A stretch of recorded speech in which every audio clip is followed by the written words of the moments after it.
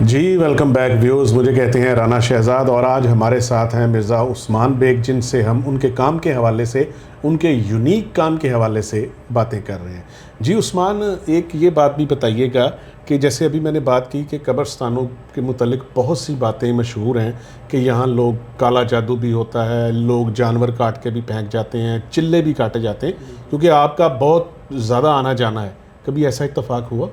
अच्छा, अब वो तो आपको जो आपने जानवरों की बात की, अंडे, ये चीज़ें तो आपको मामूल आम मिलेंगी। अच्छा। और ये भी ऑब्वियसली ये काला जादू ही होगा ना कि सुइयों वाले वो पुतले भी मिलेंगे। जी जी, ये इजी है, आप मिलते हैं ये चीज़ें। ठीक है। हाँ, जो आप कब्र के अंदर जाके चिल्ला वगैरह कह रहे हैं, वो अभी तक मेरा नहीं हुआ इत्तेफाक देखने का। बाकी ये चीज़ें तो कह लें मामूल है कि आप जब भी कब्रिस्तान जाएंगे ना, ऐसी चीज़ें आपको काले जादू से रिलेटेड सीरियाँ, अंडे, वो सुइयों वाले पुतले, ये चीज़ें आपको आम मिलेंगी। अच्छा, ये मैं रिलेट करना चाहूँगा ऐसे, क्योंकि आप मुसलमानों के कब्रस्तान तो करते हैं, आप गोरा कब्रस्तान के भी ऊपर आपकी काफ़ी रिसर्च है। मैं ये जानना चाहूँगा, क्या उनके कब्रस्तानों में भी ऐसे ही चीज़ें आपको मिलती हैं? अब वो उसमें भी कैटेगराइज हम करेंगे ना कि जो अपर क्लास, जैसे अब आप अगर जेल रोड की बात करें, लोगों को उनका इसी कब्रिस्तान का पता ज़्यादातर। जी जी, तो वहाँ पे तो नहीं है, वहाँ पे सफाई भी है और बाकी चीज़ें नहीं। बाकी भी और हर छोटे इलाके में हमारी जो मिनॉरिटी कम्युनिटी है, उनके कब्रिस्तान अवेलेबल हैं। जितनी भी हैं वो लातदाद हैं। जैसे अब कहा यह जाता है, लेकिन रावी रोड की जो तारीख है वो बहुत पुरानी है। वो 18 मतलब सेंचुरी की आपको कब्रें भी वहाँ पे मिलेंगी। ठीक है, जो दाता दरबार के पास है। ठीक है, गोरा कब्रिस्तान। जी, गोरा कब्रिस्तान। तो उसमें आपको सरियाँ के आपको उधर हर चीज़ मिलेगी। अच्छा, यानी कि वहाँ पे भी ये जादू का जो लोग काम करते हैं, जो तोहमात परस्त हैं, हालांकि इनका मेरे ख्याल में कोई ऐसा हकीकत से इतना ताल्लुक नहीं है मेरे ख्याल में। वो अपने लोगों के बिलीव्स हैं लोगों के। हाँ, हर एक का मैं तो हर एक का एहतराम करता हूँ, चाहे वो कोई भी है। तो वो आपको हर तरह का बंदा मिलता है लाहौर में ना। मैं इवन कि अगर आपकी बस थोड़ी सी आपको एफर्ट करनी पड़ती है, आज भी आपको हर गली में, हर मज़हब से, हर फिरके से, मतलब हमें तो नॉर्मली 3-4 का ही पता है ना कि जी ये ईसाई है, ये सरदार है, मतलब सिखिज्म से रिलेटेड है, जैनिज्म है, ठीक है। लेकिन हर जो फिरका है ना, वो आप हैरान होते हैं कि यार ये लाहौर कैसा शहर है, कैसा शहर है। अच्छा, फिरकों से मुझे याद आया कि आपका जो रिसर्च वर्क है पंजाब के ऊपर भी है, पंजाबी लैंग्वेज में भी है, फिर आप मज़ारात पे भी आपकी रिसर्च है।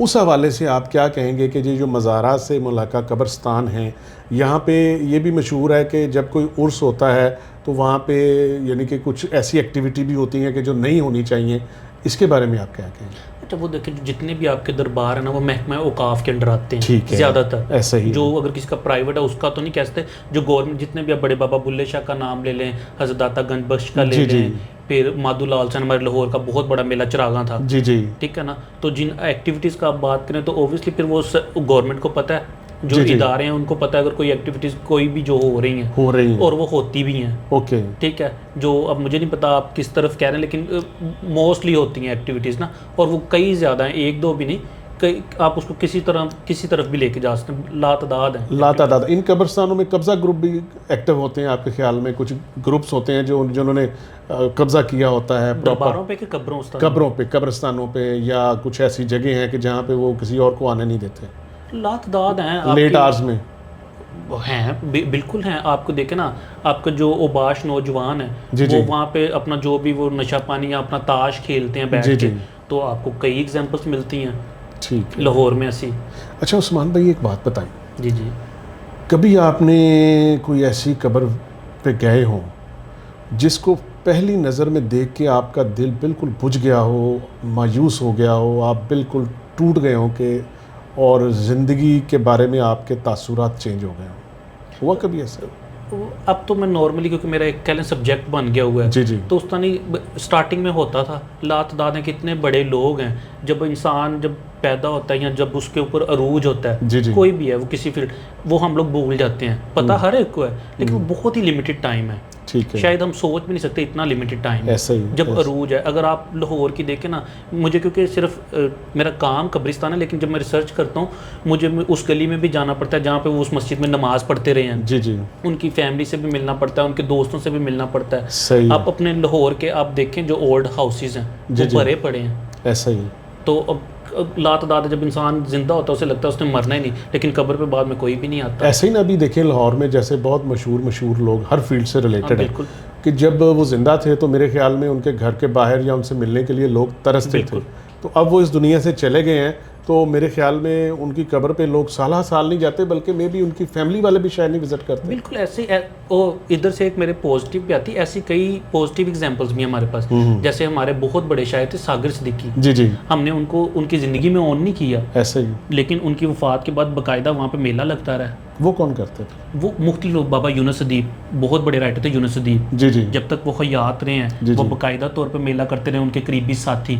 ठीक है, मेले से मुराद के वो उनकी वहाँ पे बैठते थे, उनकी यादों को डिस्कस करते थे, वो अपना वो पानी पीते थे, या वही जो सिगरेट नोशी वगैरह या बाकी चीज़ें होती हैं, उनकी शायरी गाया करते थे, पढ़ा करते थे। तो इससे आपका एक और बिलीव भी स्ट्रॉन्ग होता है। मतलब आपने तो मुझसे पहले जो सवाल किया वो मायूसी से रिलेटेड था कि कभी ऐसा हुआ, तो आपको वो एक बिलीव होता है कि इंसानों से ऊपर भी कोई ज़ात मौजूद है। अच्छा, दूसरा ये बताएं कि जैसे मैंने अभी आपसे पूछा कि कोई ऐसी कब्र, कोई ऐसी जगह जहाँ पे जाके कोई यानी कि जिनकी तदफीन को भी अरसा गुजर गया हो, आप देख के बिल्कुल फ्रेश हो गए और वो बिल्कुल फ्रेश हो, और आप कि जैसे होता है ना अंदर से बंदे की रूह खुश होती है, बिल्कुल खुश होती है कि हैप्पी होती है कि इसको केयर करने वाले लोग हैं। अच्छा, केयर का नहीं, लेकिन एक मकबरा है लाहौर में, हज़रत ईशान के नाम से फेमस है। ओके, बेगमपुरे में ना। ओके, वो जब मुगल दौर का, जैसे आप अंदर मैं जब अंदर जाता हूँ ना, तो वो एक अजीब सी मेरे ऊपर कैफियत कह लें तारी हो जाती, सुकून सा जिस तरह ना वो मुझे मिलता है। क्योंकि ये सवाल बड़ा किया जाता था, लेकिन मैंने कभी इस तरह नोट नहीं किया, लेकिन 3-4 साल से मैं वो फील कर रहा हूँ कि जब मैं वहाँ पर जाता हूँ ना, एक रूहानियत सी, सुकून सा कह लें मिलता है। तो मैं वो बैठ भी जाता हूँ अक्सर, कभी अगर टाइम हो 10-15 मिनट, या जब कभी मुझे वहाँ से मैं गुजर रहा हूँ बेगमपुरे से, तो वहाँ पर मैं चला जाता हूँ। अभी जैसे रिसेंट अमीर बालाच का मर्डर हुआ, और उस हवाले से भी मैंने देखा कि आपने काफ़ी काम किया, तो उस हवाले से आप क्या कहेंगे? वो क्योंकि मुझे पहले से ही पता था, क्योंकि उनके वालिद की तदफीन भी वहीं पे हुई है, और क्योंकि आपने जिस तरह इंट्रो में बताया कि थोड़ा सा कह लें मैं इन भी हूँ, तो वो सुबह से कॉल्स आना शुरू हो गई थी कि उस्मान भी तदफीन कहाँ पे करनी है। तो मेरा एक आइडिया था, क्योंकि उस फैमिली के साथ कोई मेरा ताल्लुक तो है नहीं, लेकिन आइडिया था मेरा। मैं खुद मियानी साहब गया तो वो कब्र निकाल रहे थे, तो मैंने कहा यहीं पर होगी, क्योंकि उनके दादा की भी वहीं पर थी, उनके बाकी भी जितने भी कजन्स वगैरह हैं सबकी कब्रें जो हैं वो एक खाता है वहाँ पे हैं। अच्छा, ऐसा भी होता है क्योंकि अब आपका ये एक फील्ड बन गया है कि किसी को कब्र नहीं मिल रही किसी एरिया में, तो वो आपको कॉल कर रहा है कि जी हमारी कब्रस्तान वालों से फेवर कर दें या बात कर दें, हमें जगह दिला दें, ऐसा भी होता है? हाँ, दोस्त वगैरह पूछ सकते हैं, जैसे कि खाता मखसूस करना, यार कौन सी जगह अच्छी है, इस सेंस में। बाकी फैमिलीज वालों को पता ही होता है कि हमारी फैमिली की कब्र यहाँ पे है। जो रिसर्चर्स है ना, जैसे कोई इस्लामाबाद में बैठा हुआ है, कराची में बैठा हुआ है, हाँ, वो मुझसे ज़्यादातर रब्ता करते हैं कि यार ये फील्ड कहाँ पे। पिछले दिनों यूनिवर्सिटी ऑफ बाथ लंदन में है यूनिवर्सिटी, उनकी प्रोफेसर आई, तो क्योंकि यहाँ पे कोई काम ही नहीं कर रहा था, तो वो फिर FC कॉलेज के प्रोफेसर हैं, वो मेरे पास लेके आए, तो मैंने उन्हें कब्रें वगैरह वो दिखाई, तो बड़ी वो खुश हुई देख के। तो वो उन्होंने, बल्कि वो मायूस भी हुई कह लें, मुझे उन्होंने सवाल किया ना, मियाँ सुल्तान की मैंने उन्हें कब्र दिखाई, सुल्तान ठेकेदार की, तो उसकी थोड़ी हालत इतनी अच्छी नहीं थी। तो वो कहती जो आप कह रहे हो कि पाकिस्तान अब बना है, कि पार्टीशन हुई है आप लोगों की, इंडिया और पाकिस्तान ये, तो जो उधर चलेंगे उनकी कब्रों का क्या होता है? तो मैंने कहा वो फिर गौर कर उसमें नई कब्र निकाल देता है। अब क्योंकि उनके वहाँ पे अगर आप कार्ल मार्क्स की या किसी की भी कब्र देखेंगे 1000 साल पुरानी भी, वो बाकायदा उसी तरह ही है, वो एक पूरा रिकॉर्ड है उनके पास। हमारे अब पाकिस्तान में जो कराची में एक कब्रिस्तान है, वो आप गूगल पे सर्च करेंगे ना, कोई भी नाम, तो आपको कब्र आ जाएगी, वो डिजिटलाइज हो चुका होगा, वो सिर्फ वाहिद एक कब्रिस्तान है अभी। बाकी यहाँ पे तो कह लें कि कोई अभी रिकॉर्ड ही नहीं, लोग देसी टच है यहाँ पे तो पता ही नहीं ना। इवन के एक वाकया आपने शायद सुना हो, शेख रशीद साहब ने एक वैसी मारा था वो, कि वो बड़ा इन हुआ। शेख साहब ने कहा कि मोइन कुरैशी जब वजीर आजम थे, वो आए तो कब्र नहीं मिली, तो कोई जो DSP थे, SSP साहब थे, उन्होंने मियानी साहब में ऐसी किसी की कब्र निकाली, तख्ती लगाई, वो आए और दुआ मांग के चले गए। उन्होंने कहा ना पाकिस्तान में तो ऐसे होता है, तो पाकिस्तान में ऐसे नहीं होता, वो एक बहुत बड़ा खानदान है, उनका पूरा एक खाता है मियानी साहब में, ऐसे ही। हाँ, उनको कब्र नहीं मिली या क्या हुआ उस चीज़ का मैं जवाब दे नहीं हूँ, लेकिन उनकी जो फैमिली की मोइन कुरैशी जो वजीर आजम थे, वो उनकी पूरा खाता है, उनकी वालदा की कब्र आज भी मौजूद है। ओके